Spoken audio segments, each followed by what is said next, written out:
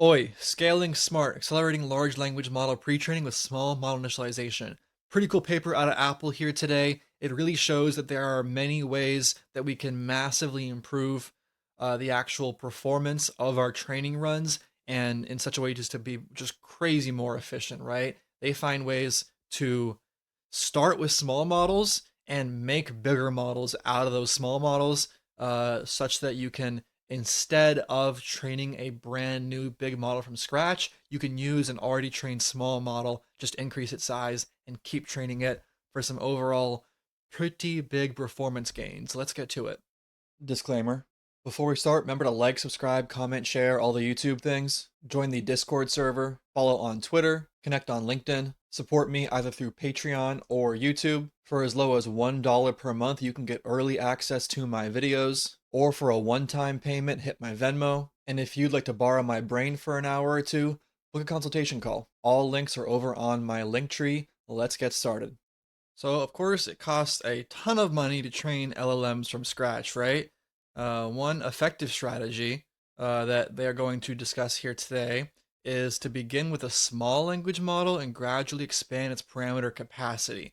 This has been tried in a variety of ways in the past. The way done here, I think, is pretty interesting. I like it more than most I've seen. They call it hypercloning, with the key features being one, that the initialization of these larger models comes from the parameters of smaller ones as opposed to initializing randomly with all zeros or something. And their method ensures a function preserving transformation, meaning that the output logits of the initialized model precisely match those of the smaller models. So usually when you expand a model size and you add on either rows of you have to either add on rows of zeros in order to maintain the same outputs, but then you're stuck with a bunch of zeros that don't train very well, or you add on a bunch of randomly initialized parameters, in which case now suddenly your model's been all screwed up by these random numbers getting thrown in there, right? What they figured out how to do is make a larger model in such a way that when your model gets bigger, you actually still have the same outputs of the model, the same output logits, the same loss, the same predictions, right? Then you just keep training with those more parameters. And because they don't have to deal with random initializations of the new parameters messing things up, this increases both training speed and final accuracy. Now, how do they go about actually doing this, right? It's pretty simple. It's all just copying the smaller model and then concatenating it along the increased dimension, right?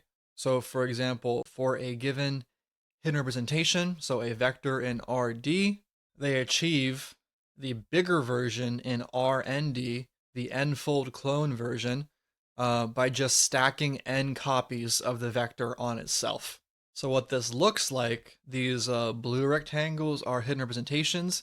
The pink square and rectangles are parameters, right? And on the left, we have our actual initial setup of a regular model. Then on the right, you see to get these longer hidden representations, they just take the original one and concatenate a copy of it onto itself. And then for the weights, well, for the biases at least, it's just as simple. They just concatenate the bias along to itself. Then for the weights, what they have to do is, for one thing, it's a square, not a single vector. It's an actual matrix. So they actually have to concatenate along both dimensions. So you end up with 4 times the size in the case of the actual linear layers. And then there are some things to account for, right? When multiplying, first up, you have to divide by 2. This makes sure that your output logic are actually the exact same. Dividing by 2 as in everything is, of course, a multiplication then a summation. You're increasing the actual summation by twice as many entries. So to account for those new entries, you have to divide by 2 in order to ensure you get the same output logits, right? And then what they do is they also take completely random matrices, eta here, 2 of them. One of them goes up top, one down below, and then on the left they add the given matrix, and on the right they subtract it. What's happening here is it ensures that the actual gradients for each entry end up being different than they otherwise would be. Adding randomization in here helps. And because they add randomization in this pattern of plus on the left, subtract on the right, those randomizations actually cancel out when it comes to the matmul, and you end up with, again, still the same output logits. But improved in the sense of different gradients, right, per parameter. I will admit though, I'm not entirely clear on why they need to use on if they actually need to use a different randomizer matrix on top versus bottom. I think it's just for sake of having a larger variety of gradients to be done. You could, I think, use the same eta 1 across all four. It's just that now your top and bottom would be the same, and that would be uh, how that would introduce fewer potential winning tickets, right? We can go ahead and look at the actual results of just if you initialize randomly on the blue lines versus if you initialize with hypercloning on the orange lines across three different architectures, OPT, Pythia, and Ulmo. What we find is pretty clear the actual starting accuracy. Again, these are initialized from a pre-trained small model, right? So this initial value on the far left of each of these graphs should be the exact same accuracy rate as the small model. And then you start training, and the randomly initialized model does catch up pretty quick, but it never quite catches up across all these three architectures and experiments, right? And you end up with the same level of loss is roughly 2 to 4 times faster achievable, right? It is interesting though. There is definitely some instability in the very beginning of this process, at least for 2 out of the 3 architectures. Still ends up better overall, but I'm curious to see if we can figure out how to mitigate instability or like what the cause of it is. Now, also interesting is that models initialized with hypercloning tend to exhibit catastrophic forgetting at the beginning of training. I believe this refers, yes, this does refer to that spike we were just talking about, those little spikes. But their experiments show that with sufficient training, this forgetting can be compensated for. Despite the initial little spike issue, it still outperforms random initialization. So interesting there. I'm wondering if it has something to do with just the fact that we need to tune warm-ups in the actual learning rate schedule or something like that. If there's some issue with um, messing with parameters too quickly or something. I'm very curious as to the actual cause of that.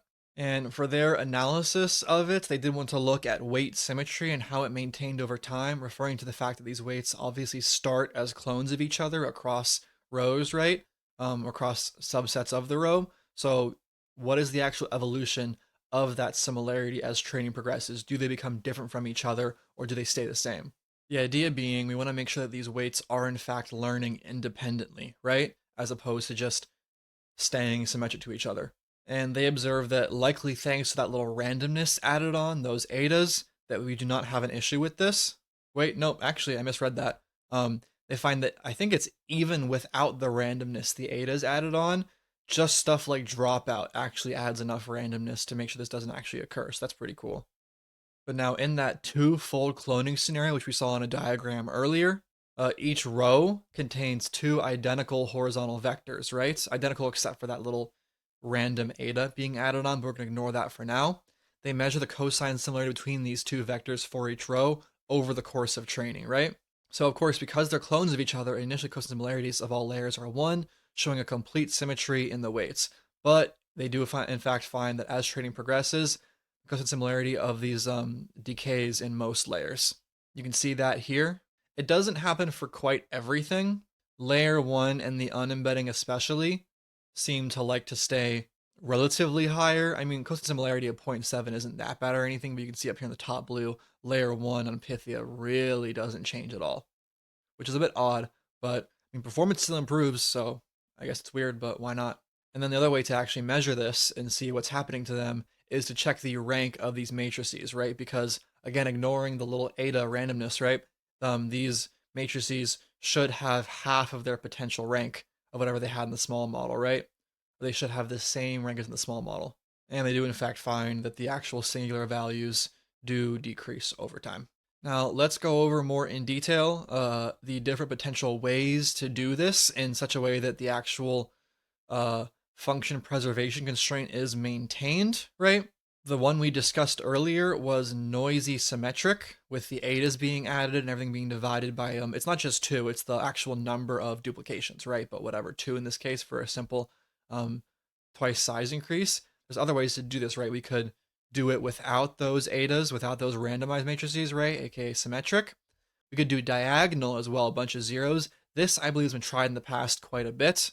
And we could also do noisy diagonal, which personally I'm a fan of noisy diagonal. I think It's pretty cool. It's the same actual noise pattern with a plus and minus difference, right? And the vertically and horizontally difference. But you don't actually maintain your parameters in those off diagonal pieces, right? And because all of these setups are function preserving, they actually have the same output as their initial smaller versions, right? Now we can check out figure 7 will show us the actual accuracy of each method. And it looks like the orange, red, and purple lines, symmetric, and noisy diagonal, are the best ones. Random, aka just the baseline, and diagonal do not do as well at diagonal, I believe, because of those zeros are just harder to train, would be my guess. So among these options, symmetric, and noisy diagonal, vibe check, I don't like symmetric very much. And they went with, I believe, noisy symmetric as their final solution, as their final actual choice. Just if, unless they show me some evidence later, vibe check wise, I would prefer noisy diagonal personally. Then here we start looking into the actual base model size and training tokens, right? Here in this chart, we can see how long do we train our base, our tiny model, before expanding it, right? Our options are either the baseline of random initialization, aka no expansion, just big model start to get from the get go, or your base model, your half size model for 16 billion parameters of training or tokens of training versus 32 versus 64 billion, right? And they actually found surprisingly, it really didn't matter that even the smallest, least well trained model caught up pretty quickly, which goes to show that I guess you just need a pretty minimally initialized model for this method to work. You don't actually need to train your smaller model to full saturation or anything, which is very also good for efficiency wise. It means you can take a relatively bad pre-trained small model or just a checkpoint of one and go and start with that, right? So it speeds things up quite a bit in terms of training time and costs. And then with model size, right? So if we're going for a target model the size of OPT 1.3 billion, right? We have the option. Oh, sorry. The target size is OPT 5.3 billion, which is just twice the size of 1.3 billion, right? If we're going for this target of 5.3 billion, we can get it in two ways. We can either start with OPT 1.3 billion using twofold cloning, so twice the size increase, or we start with the 350 million parameter model and make it a 4 times size increase, right?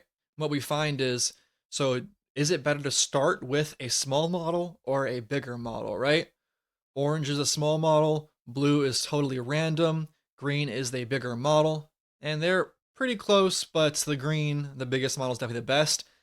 This points to a tiered approach to me. This says to me what I would love to do is start with a smallest model, say 350, expand that to 1.3 billion, keep training for a bit, then expand that again to 5.3 billion.